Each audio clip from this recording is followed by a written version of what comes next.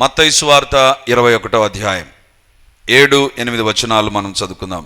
ఆ గాడిదను దాని పిల్లను తోలుకొని వచ్చి వాటి మీద తమ బట్టలు వేయగా ఆయన బట్టల మీద కూర్చుండెను. జనసమూహములోను అనేకులు తమ బట్టలు దారి పొడుగున పరిచిరి. కొందరు చెట్ల కొమ్మలు నరికి దారి పొడుగున పరిచిరి. దేవుని బిడ్డలారా, ఈరోజు క్రైస్తవ లోకమంతా యేసు ప్రభు యెరూషలేమునకు గార్ధము మీద ప్రవేశించినటువంటి ఆ ప్రవేశాన్ని గురించి ధ్యానం చేసే ఆదివారం ఈ ఆదివారం. దీనికి మట్టలాదివారం అని పేరు పెట్టారు. బైబిల్లో ఆ పేరు లేదు, కానీ ఆ పేరు ఎవరు పెట్టారో కానీ అప్పటి నుంచి మట్టలాదివారం అనేటువంటి పేరుతో క్యాలెండర్లోనైనా చర్చెస్ ప్రోగ్రామ్స్లోనైనా మనం చూస్తూ ఉంటాం. యాక్చువల్గా యేసు ప్రభు చనిపోయిన సంవత్సరంలో మట్టలాదివారం జరగలేదు, లేదా అలాంటి సర్వీస్ అనేటువంటిది లేదు. యేసు ప్రభు చనిపోయిన 400 సంవత్సరాలకు సంఘ చరిత్రలో ఇది మొట్టమొదటిసారిగా లిఖించబడ్డ మనం చూస్తాం. After 400 years of Jesus ascension to heaven, యేసు ప్రభు పరలోకానికి ఆరోహణమైన 400 సంవత్సరాలకు ఈ యొక్క మట్టలాదివారాన్ని ఆచరించినట్లుగా చరిత్రలో మనం చూస్తాం. దేవుని బిడ్డలారా, మట్టలాదివారం అని పేరు వచ్చినప్పుడు సాయంత్రం నాకు అనిపించింది ఈ వాక్యాన్ని ధ్యానం చేస్తుంటే, మట్టలాదివారం అని ఎందుకంటారు అంటే మట్టలను ఉపయోగించారు. మరి మట్టలాదివారం అన్నప్పుడు గాడిద కూడా ఉపయోగించబడింది కదా, అప్పుడు ఏమనాలి? అనాలనా? మట్టలాదివారం రోజున మట్టలు ఉపయోగించారు కాబట్టి మట్టలాదివారం అన్నారు. మరి గార్ధవం మీద యేసుప్రభు ఊరేగాడు. దేవుని బిడ్డలారా, అంటే మన జీవితంలో కొన్ని సందర్భానుసహితంగా మనం వాటిని అప్లై చేస్తూ ఉంటాం. దేవునికి స్తోత్రం. ఈ యొక్క ఆదివారం రోజున దేవుడు యెరూషలేమునకు ప్రవేశించిన తర్వాత ప్రజలందరూ ఖర్జూర మట్టలు చేతబట్టుకొని ఆయనను ఆహ్వానించినట్లుగా లేదా ఊరేగింపుగా యేసు ప్రభువును తీసుకొని వెళ్ళినట్టుగా మనం చూస్తాం. దేవుని బిడ్డలారా, ఈ వచనాలు మనం గమనిస్తే యేసు ప్రభువును వాళ్ళు బహిరంగంగా మెస్సియాగా ఒప్పుకున్నారండి. యేసు ప్రభువును వాళ్ళు ఈ రకంగా రాజుగా ఆయనను యెరూషలేములోకి తీసుకొని వెళ్ళారు. గట్టిగా కేకలు వేస్తూ జనసందోహం వెళ్ళినప్పుడు దేవునికి స్తోత్రం, దేవుని యొక్క వాక్యంలో వ్రాయబడింది, వారు ఏమని దేవుని స్తుతించారంటే ఇశ్రాయేలు రాజు స్తుతించబడునుగాక. వాళ్ళు స్తుతించినటువంటిది ఏంటంటే he is none other than the king of Israel. ఆయన ఎవరు కాదు, ఈ గార్ధం మీద కూర్చున్నటువంటి వడ్రంగి వాని కుమారుడు కాదు, మరి యొక్క కుమారుడు కాదు, సాక్షాత్తు ఇశ్రాయేలు రాజు. ఆ దినాల్లో రాజు ఉన్నారు, ఆ దినాల్లో పరిపాలకులు ఉన్నారు. కానీ ఈ ప్రజలందరూ దేవుణ్ణి జయోత్సాహంతో ఏమని యాక్సెప్ట్ చేశారు తెలుసా? He is none other than the king of Israel. ఇంకో మాటలో చెప్పాలంటే ఈయనే మెస్సియా అన్నట్టుగా వారు మాట్లాడారా లేదా పాట పాడారా, దేవుని స్తుతించారా అని మనకు అనిపిస్తుంది. దేవుని బిడ్డలారా, ఈ యొక్క ప్రోగ్రామ్ను మనం గమనిస్తే యేసు ప్రభు గార్ధవం మీద కూర్చున్నప్పటి నుంచి యెరూషలేమునకు రీచ్ అయ్యేంత వరకు మెయిన్గా 3 థింగ్స్ మనం చూస్తాం. ఒకటి, హోసన్నా అనేటువంటి కేకలు ప్రజలు వేశారు. హోసన్నా అని దేవుణ్ణి వాళ్ళు స్తుతించినట్టుగా మనం చూస్తాం. రెండవదిగా వాళ్ళు ఈ ఖర్జూరం మంటలు చేత పట్టుకొని దేవుని పేరట వచ్చువాడు స్తుతించబడును గాక అని దేవుని స్తుతించారు. మూడవదిగా ప్రజలు చేసినటువంటిది హోసన్నా కేకలు వేయడం మొదటిదైతే, రెండవదిగా ఖర్జూరం మంటలు పట్టుకున్నారు, మూడవదిగా బైబిల్లో వ్రాయబడింది తమ వస్త్రములను వాళ్ళు పరిచారు. దేవుని బిడ్డలారా, నాకు అనిపిస్తుంది ఎందుకు ఆ మాట రాయబడింది. ఒకవేళ మీరు ఏదైనా పెళ్లికి వెళ్ళారనుకుందాం, ఒకవేళ రిటైర్మెంట్ ఫంక్షన్కి వెళ్ళారనుకుందాం, ఒక బర్త్డే ఫంక్షన్కి వెళ్ళారనుకుందాం, అక్కడ ఒక సోఫా ఉంటుంది. ఆ సోఫా నువ్వు గుర్తిస్తారే కానీ సోఫా పైన ఉండే క్లాత్కి ఏమన్నా మీరు విలువనిస్తారండి? పట్టించుకుంటారు ఏమన్నా? ఎవరు పట్టించుకోరు. సోఫా బాగుంది, సోఫా క్లాత్ గురించి ఎవరంతా పట్టించుకోరు. ఇక్కడ యేసు ప్రభు గార్ధవం మీద కూర్చుంటే ఆ గార్ధవం పైన ఒక వస్త్రం వేస్తే దాని గురించి బైబిల్లో రాయబడింది కదా, 21:7, ఆ గాడిదను దాని పిల్లను తోలుకొని వచ్చి వాటి మీద తమ బట్టలు వేయగా, తమ బట్టలు ఆ యొక్క గార్ధవం మీద ఈ యొక్క శిష్యులు వేసినట్టుగా మనం చూస్తాం. 8వ వచనం, జనసమూహంలోను అనేకులు తమ బట్టలు దారి పొడుగునా పరిచిరి. శిష్యులు గార్ధవం మీద తమ బట్టలు వేశారు. ప్రజలు ఏం చేశారు తెలుసా? దారి పొడుగున, అంటే యేసు ప్రభు ఎక్కడ గార్ధవం ఎక్కాడో అక్కడి నుంచి యెరూషలేము చేరినంత వరకు దారి మొత్తంలో ప్రజలు ఏం చేశారు? తమ వస్త్రాలను పరిచారంట. ఈ దినాల్లో సంఘాల్లో మనం చూస్తే ప్రొవిజన్ ఎక్కడ ఉంటుందో అక్కడ గ్రీన్ మ్యాట్ వేసింటారు, లేదా ఒక మార్క్ వేసింటారు, లేదా మున్సిపాలిటీ వాళ్ళని పిలిపించి అక్కడ తెల్లటి పొడిని చల్లిస్తారు. అంటే దట్ ఈస్ అన్ ఇండికేషన్ అంతే. అంటే అక్కడ నడిచారు, అక్కడ నడవాలి అనేటువంటిది ఒక గుర్తు ఉంటుంది. మరి యేసు ప్రభును యెరూషలేముకి ఎలా తీసుకుని వెళ్ళారంటే దారి పొడుగునా వస్త్రాలు పరిచారంట. దేవుని బిడ్డలారా, ఎందుకు వస్త్రాలను గురించి ఇంత ప్రాముఖ్యంగా రాయబడింది? అదే ఈరోజు దేవుని యొక్క వాక్యం నుంచి మనం చూడబోతుంటాం. 2 రకాలైనటువంటి వస్త్రాలు ఇక్కడ ఉన్నాయి. శిష్యులు పరిచిన వస్త్రాలు, ప్రజలు పరిచిన వస్త్రాలు. శిష్యులు గార్ధము మీద పరిచారు, అది వారి దగ్గర ఉన్న వస్త్రాలను వాళ్ళు పరిచారు. ప్రజలు తమ దగ్గర ఉన్నటువంటి వస్త్రాలు దారి పొడుగునా పరిచేశారు. ఎందుకు పరిచారు, లేదా ఒకవేళ పరిచారే అనుకుందాం, అది ఎందుకు బైబిల్లో రాయబడింది? రాయబడవలసిన అవసరం ఏముంది? బైబిల్లో ఒకటి రాయబడిందంటే గుర్తుంచుకోండి, అది నీ యొక్క నా యొక్క క్షేమం నిమిత్తమే రాయబడి ఉంటుంది. నీ యొక్క నా యొక్క ఆత్మీయ కుటుంబ ఆధ్యాత్మిక జీవితానికి సరిపోయినటువంటి ఆ విషయాలు మనం నేర్చుకోవడానికే పరిశుద్ధ గ్రంథంలో అది రాయబడి ఉంటుంది. Otherwise it will not be return. అది అక్కడ రాయబడి ఉండడానికి వీలే లేదు. దేవుడు ఒకటి రాశారంటే, ఒక పేరైనా, ఒక ఫుల్ స్టాప్ అయినా, ఒక కామా అయినా, ఒక బ్రాకెట్ అయినా, everything that is recorded in Bible is for your spiritual physical benefit or it's for my spiritual or physical benefit. నా యొక్క ఆత్మీయ లోక సంబంధమైన దీవెనల క్షేమం నిమిత్తం అది రాయబడి ఉంటుంది, కానీ వేరొక దాని నిమిత్తము కాదు. కాబట్టి ఈరోజు ఎందుకు ఆ వస్త్రాలు అక్కడ పరచబడ్డాయి? ఆ గార్ధం మీద ఎందుకు పరిచారు? గార్ధం మీద దుమ్ముందనా? ఒకవేళ దుమ్ముంటే గార్ధం మీద పరిచిన వస్త్రాలను గురించి ప్రతి చోట రాయబడాలి కదా. యేసు ప్రభు కొండ మీద కూర్చున్నాడు, అప్పుడు కొండ మీద వస్త్రాలు వేశారా? అది రాయబడలేదు అక్కడ, కానీ ఇక్కడ రాయబడింది. ఇక్కడ రాయబడింది కొండ మీద కూర్చున్నప్పుడు, అరణ్యంలో కూర్చున్న అక్కడ దుమ్ము ఉంటుంది కదా, మరి రాయబడలేదే అది. మరి ఇక్కడ ఎందుకు రాయబడింది? దారి పొడుగున ఎందుకు పరిచారు? దేవుని బిడ్డలారా, అదే ఈరోజు దేవుని యొక్క వాక్యంలో నుంచి మనం ధ్యానం చేయబోతున్నాం. దేవుని బిడ్డలారా, వస్త్రానికి ఒక ప్రాధాన్యత ఉంది, ఒక విశిష్టత ఉంది. ఒకవేళ నేను మిమ్మల్ని ఒకవేళ ఈ మాట చెబితే మీకు ఒకటి జ్ఞాపకం రావాలి. గాంధీజీ అన్నాను అనుకో, ఏం వస్త్రం గుర్తొస్తుంది మీకు? సూటు టై టక్ చేసుకున్నటువంటి సుధీర్లాగా ఏమైనా గుర్తొస్తుందా? ఎట్లా వస్తాడు గాంధీ తాతలాగానే ఆయన అటైర్ వేరు. సిక్కు మతస్థుని మనం చూసినప్పుడు సిక్కు మతస్థుని ఏ రకంగా అనుకుంటాం? బికాస్ ఆఫ్ ద డ్రెస్, వాళ్ళకున్నటువంటి టర్బన్ను బట్టి, వాళ్ళకున్నటువంటి వే ఆఫ్ డ్రెస్ను బట్టి కనుక్కుంటాం. మిలిటరీ పీపుల్ అని ఎట్లా కనుక్కుంటాం? వారికి ఉన్నటువంటి డ్రెస్సును బట్టి.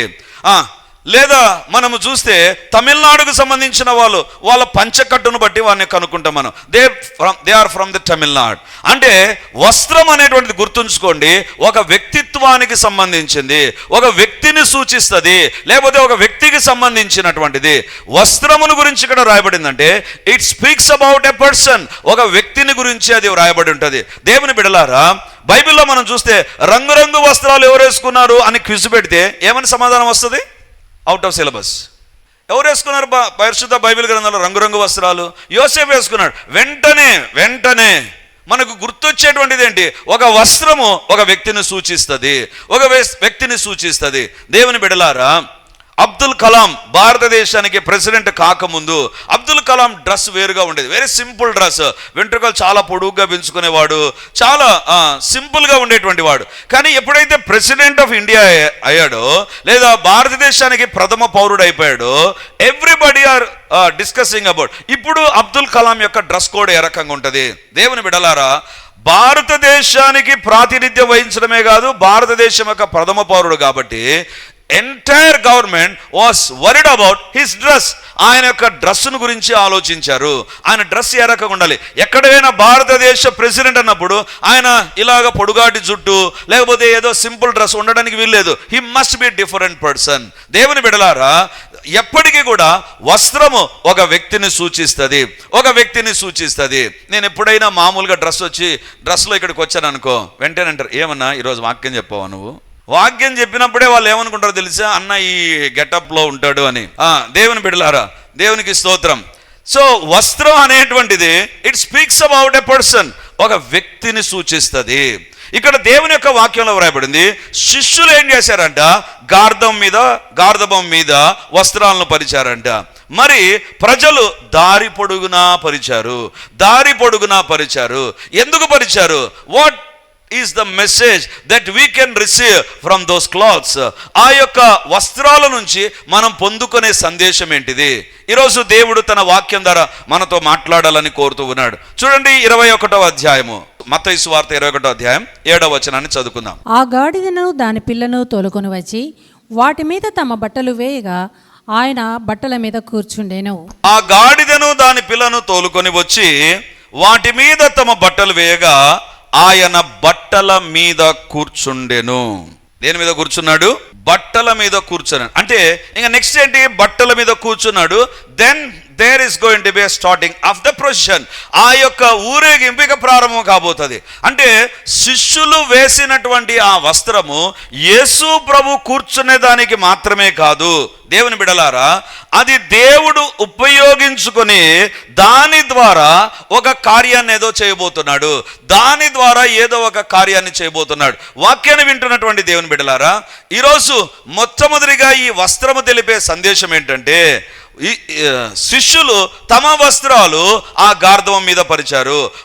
వారి యొక్క వస్త్రాలు తీసి ఆ యొక్క గాడిద పైన, గాడిద పిల్ల పైన వాళ్ళు పరిచారు. ఏమని వ్రాయబడింది అక్కడ? అప్పటి నుంచే ఆ యొక్క హోసన్న కేకలు ప్రారంభమయ్యాయి. అప్పటి నుంచే ఊరేగింపు ప్రారంభమైంది. అప్పటి నుంచే ఖర్జూర మంటలు చేత పట్టుకొని యేసు ప్రభువుకు వెల్కమ్ చెప్పడం ప్రారంభించారు. ప్రజల నోట పాటలు వచ్చేసాయి. దేవుని బిడ్డలారా, దేవుని యొక్క పరిచర్య వీళ్ళ వస్త్రముల ద్వారా ప్రారంభించబడింది. హల్లెలూయా.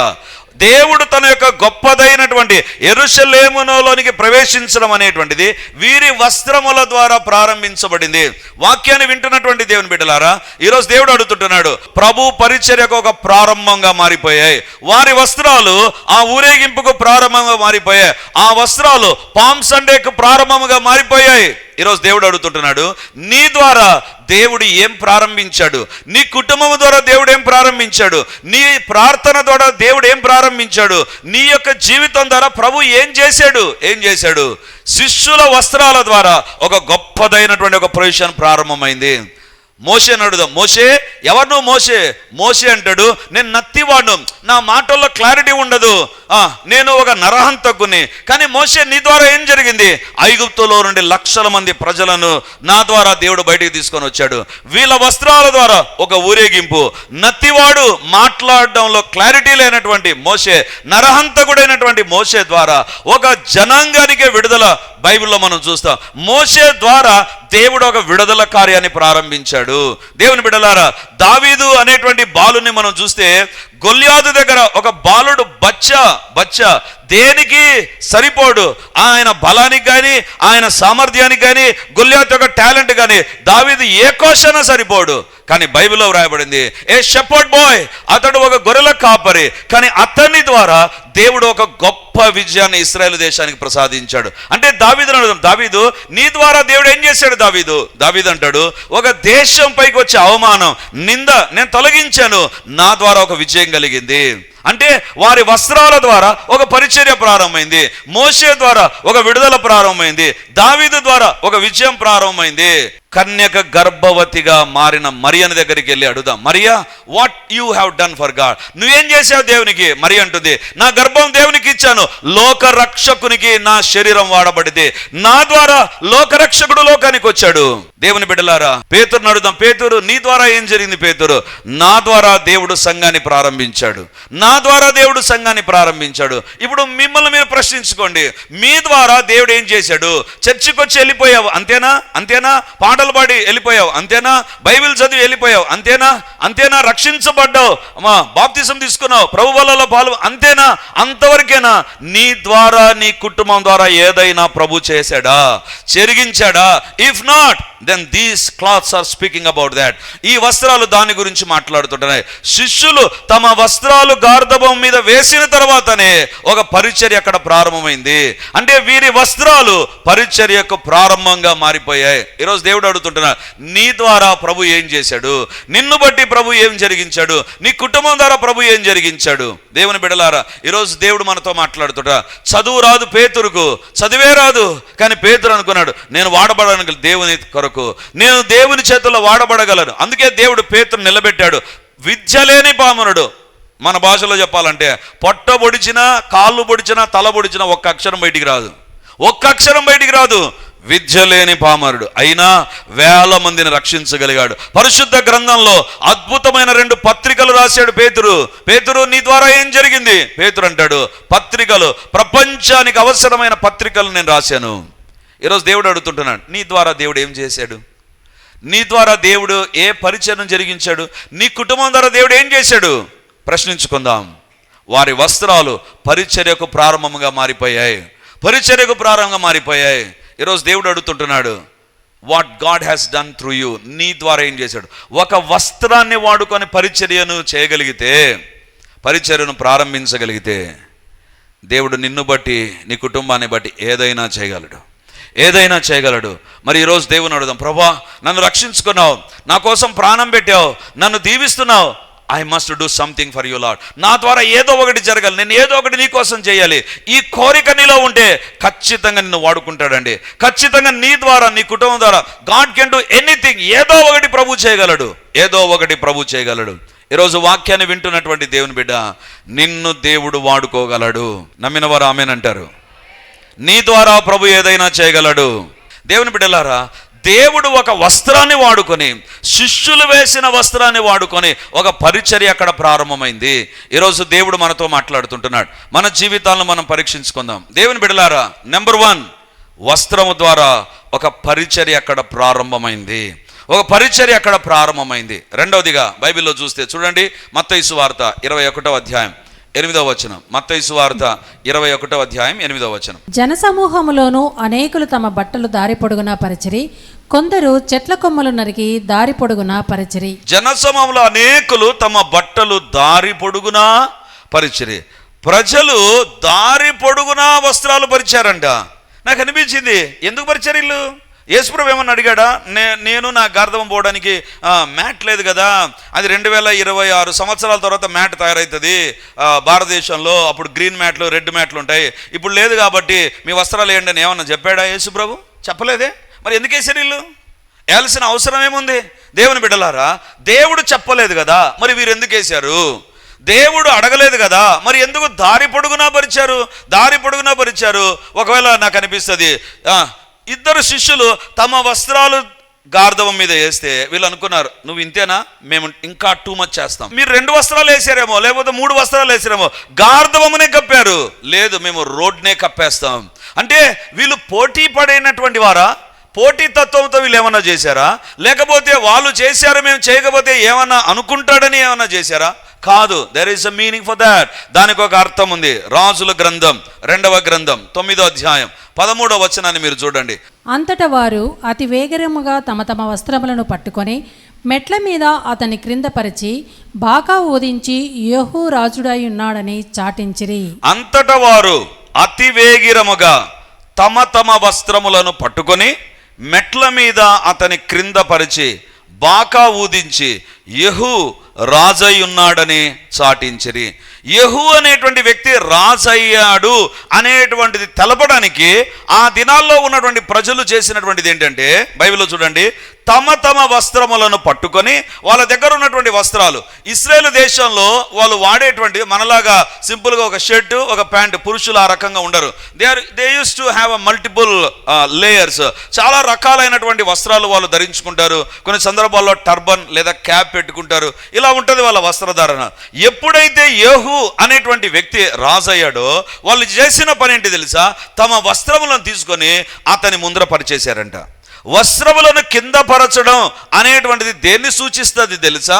ఒక పరిచర్యను ప్రారంభించడం మాత్రమే కాదు, ఒక దైవ కార్యక్రమానికి ప్రారంభమే కాదు. రెండవదిగా వీళ్ళు ఎందుకు ఆ వస్త్రాలను పరిచారంటే, జ్ఞాపకం వచ్చింది, యెహూ రాజయ్యాడు కాబట్టి రాజుగా ఉన్నటువంటి వ్యక్తిని గుర్తించడానికి ఆ దినాల్లో అక్కడ ఉన్నటువంటి ఆచారం ఏంటంటే, they use to keep there clothes on the road.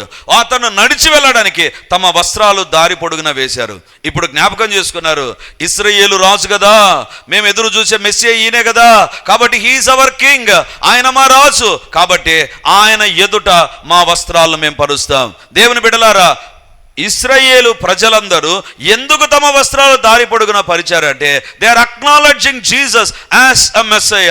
ఆయన ఒక మెస్సియాగా, రెండవదిగా ఆయన ఒక రాజుగా, ఇశ్రాయేలుకు రాజుగా వాళ్ళు గుర్తించారు. కాబట్టి ఆయన గార్ధం మీద కూర్చుంటుండగానే తమ వస్త్రాలు దారి పొడుగున పరిచారు. దేవుని బిడ్డలారా, యేసయ్యను రాజుగా గుర్తించడానికి వాళ్ళు ఉపయోగించిందే వస్త్రాలు. తమ వస్త్రాలు దారి పొడుగున పరిచారు. ఈరోజు వాక్యం వింటున్న దేవుని బిడ్డ, యేసు ప్రభు నీ రాజు అయితే ఆయనకంటూ నీ హృదయంలో ఒక సింహాసనం ఉందా? ఆయన నీ హృదయంలో సింహాసనాసీనుడై ఉన్నాడా? ఆయన రాజులకు రాజు, ప్రభులకు ప్రభు, సర్వలోకానికి చక్రవర్తి. But he want to be your heart throne. నీ హృదయంలో ఉన్నటువంటి సింహాసనం పైన ఆయన ఆసీనుడు కావాలని కోరతాడు. ఈరోజు నీ జీవితంలో ఆయన రాజుగా ఉన్నాడా? ఆయన రాజు అయితే రాజు మాట ప్రజలు వింటారు. ఇప్పుడు నీ దేవుడు నీ రాజు అయితే ఎన్ని మార్లు దేవుని మాటకు లోబడుతున్నావు? ఒక్కసారి ప్రధానమంత్రి మోడీ గారు ముందుకొచ్చి దేశ ప్రజలను ఉద్దేశిస్తూ మాట్లాడుతూ, అది కూడా పార్లమెంట్లో మాట్లాడాడు. He was not in front of A TV channels or he is not giving a live. పార్లమెంట్లో మాట్లాడాడు.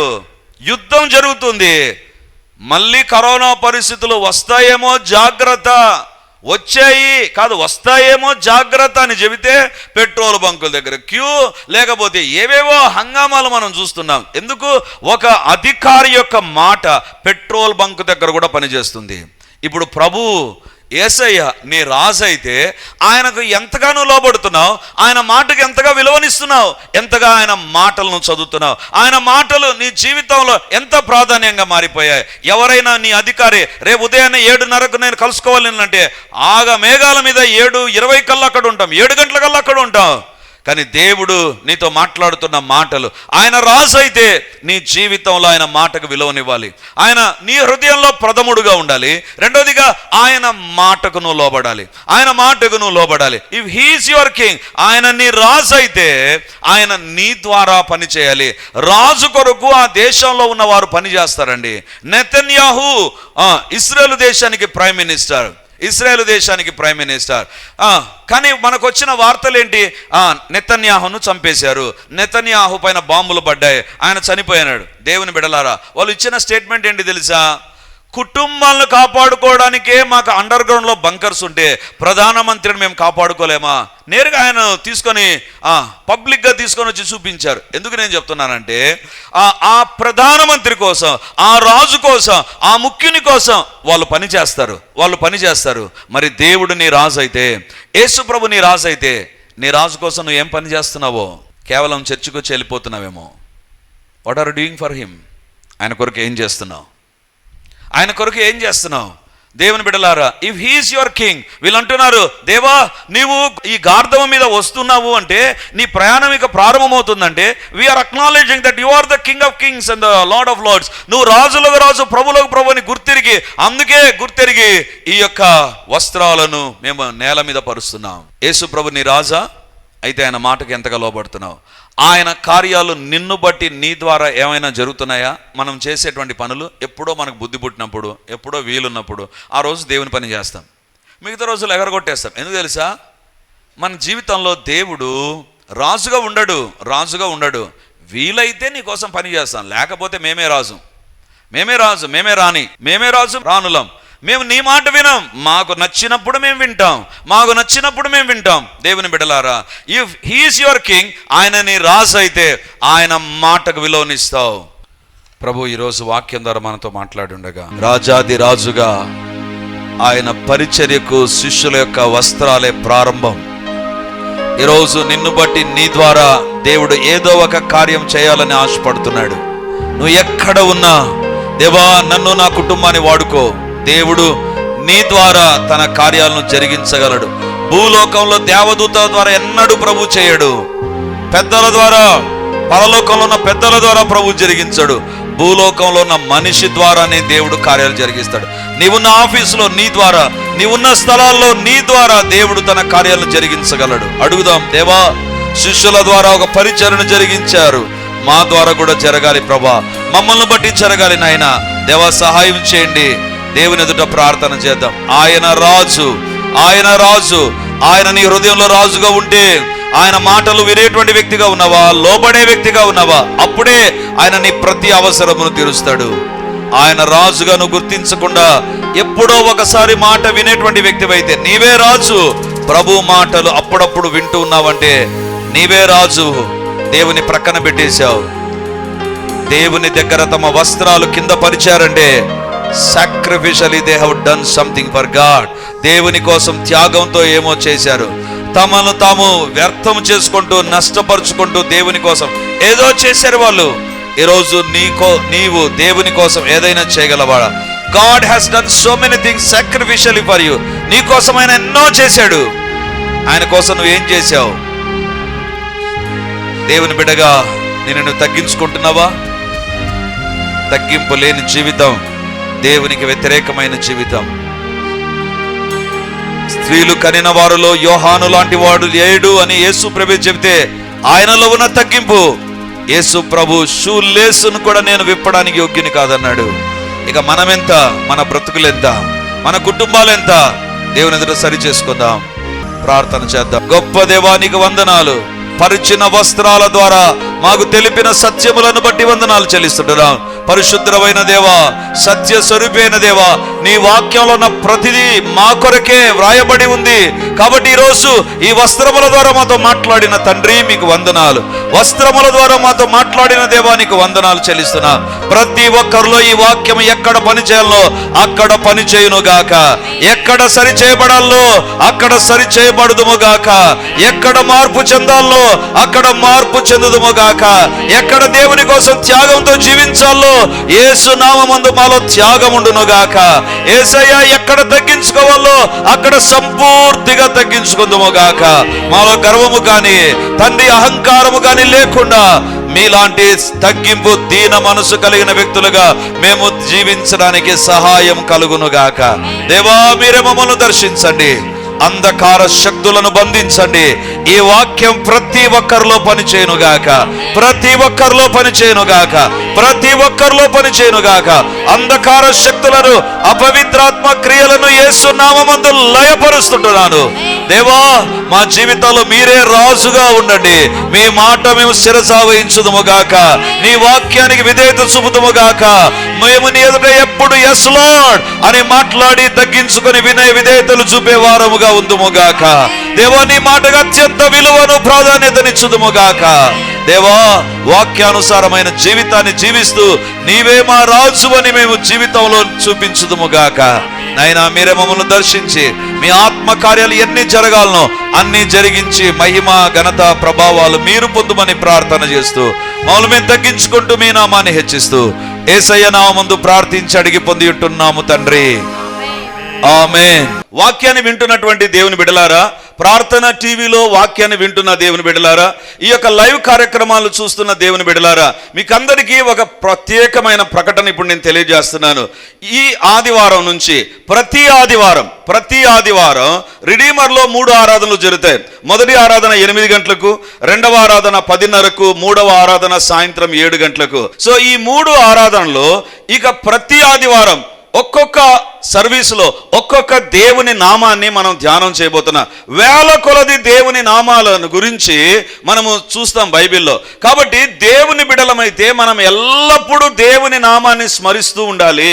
ఎల్లప్పుడూ దేవుని నామాన్ని స్మరిస్తూ ఉండాలి. సో కాబట్టి ఈ యొక్క వాక్యాన్ని ఆధారం చేసుకొని ప్రతి ఆదివారం 3 ఆరాధనలో దేవునికి సంబంధించిన వివిధ నామాలు, దైవ నామ ధ్యానాలు అనేటువంటిది మనం కలిగి ఉండబోతున్నాం.